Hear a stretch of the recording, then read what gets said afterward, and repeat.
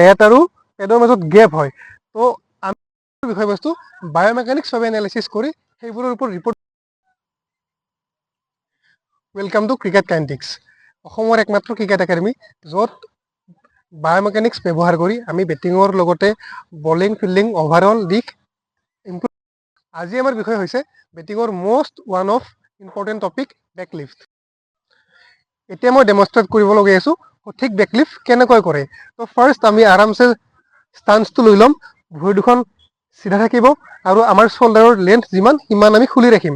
তো ফাৰ্ষ্ট আমাৰ হাতখন বডিৰ ওচৰত ৰাখিম আৰু আমি টপ হাতখনেৰে বেটৰ হেণ্ডেলটো কক কৰিম। আৰু আমি এটা বস্তু নটিচ কৰিম, বেটৰ ফেচটো অফ ষ্টিক আৰু ফাৰ্ষ্ট স্লিপৰ মাজত থাকিব। এতিয়া আমি বেকলিফ্ট কৰিবৰ কাৰণে আমাৰ ৰিষ্টটো কক কৰিম। কিন্তু আপোনালোকে এটা পইণ্ট নটিচ কৰিব, যেতিয়া আমি ৰিষ্টটো নিজৰ কক কৰোঁ চাব পাৰে ইয়াৰ পৰা আৰু বেটখন বেছি ওপৰলৈ উঠা নাই। তো তাৰ কাৰণে আমি নিজৰ শোল্ডাৰ লগতে এলব ডাউন কৰি বেটখন ওপৰলৈ উঠাম। এতিয়া চাব পাৰে যে বেটখন পুৰা টপলৈকে পুৰা গুচি গৈছে। আৰু আমি এটা বস্তু নটিচ কৰিম, যেতিয়া বেটখন ওপৰলৈ উঠিব তেতিয়া আমাৰ এই বেটখন আমাৰ এই ৰাইট শোল্ডাৰটোৰ ওচৰত থাকিব আৰু ইয়াৰে পৰা আমি শ্বৰ্ট খেলিম। তো দেখা যায় যে এইটো পইণ্টৰ পৰা বহুতৰে বেটখন দূৰলৈকে গুচি যায়। তো যেতিয়া বেটখন দূৰলৈকে গুচি যায় তেতিয়া বেটখন আহোঁতে আমাৰ বেট আৰু পেডৰ মাজত গেপ হয়।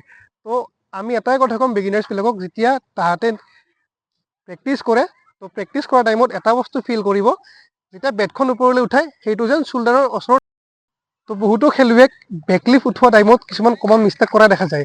এই কমন মিষ্টেকবোৰ কৰাৰ বিভিন্ন ৰিজন আছে। ইয়াৰে ৰিজনবোৰ হ'ল বেকলিফ্ট বহুত লেটকৈ ষ্টাৰ্ট কৰা আৰু আপোনাৰ বেকলিফ্ট কৰা টাইমত বটম হেণ্ড ইউজ কৰা। যেতিয়া বেকলিফ্ট টাইমত আমাৰ বটম হেণ্ড ইউজ হয় তেতিয়া আমাৰ বেট অট'মেটিকলি বডিৰ পৰা দূৰলৈ গুচি যায় আৰু সেই সময়ত যেতিয়া বেটখন তললৈ আহে তেতিয়া বেট আৰু পেডৰ মাজত গেপৰ সৃষ্টি হোৱা দেখা যায়। ভাল বেকলিফ্টৰ কাৰণে আমি কিছুমান পইণ্ট নটিচ কৰিলে হ'ল। তো ফাৰ্ষ্ট পইণ্টটো হৈছে আমাৰ হেডটো ষ্টিল ৰখা।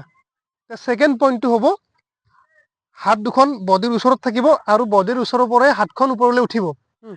আৰু ইয়াৰে পৰা যেতিয়া ডাউন চুইং আহিব তেতিয়া বটম হেণ্ডখন জাষ্ট ফৰ ছাপৰ্টৰ কাৰণে আমি লগত ৰাখিম। ভাল বেকলিফ্টৰ কাৰণে আমি কেইটামান পইণ্ট মনত ৰাখিলে হ'ল। ফাৰ্ষ্ট পইণ্টটো হৈছে আমাৰ হেড ষ্টিল থাকিব। ছেকেণ্ড পইণ্টটো হৈছে আমাৰ হাত দুখন বডিৰ ওচৰত থাকিব আৰু পূৰা ওচৰৰ পৰাই বেটখন আমি লিফ্ট কৰিম আৰু তাৰে পৰা যেতিয়া বেটৰ ডাউন চুইংটো আহিব তেতিয়া আমাৰ বটম হেণ্ডখন জাষ্ট ছাপৰ্টৰ কাৰণে আমি লৈ আহিম।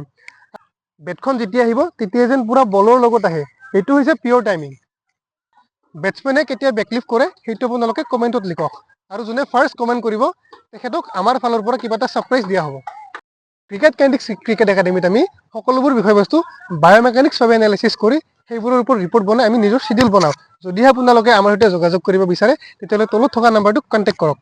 আৰু যদিহে আপোনালোকে ইয়ালৈকে আহিব নোৱাৰে বা দিগদাৰ হয় তেতিয়াহ'লে আপোনাৰ বেটিং বলিং ফিল্ডিঙৰ এটা সৰু ভিডিঅ' আমালৈকে শ্বেয়াৰ কৰক।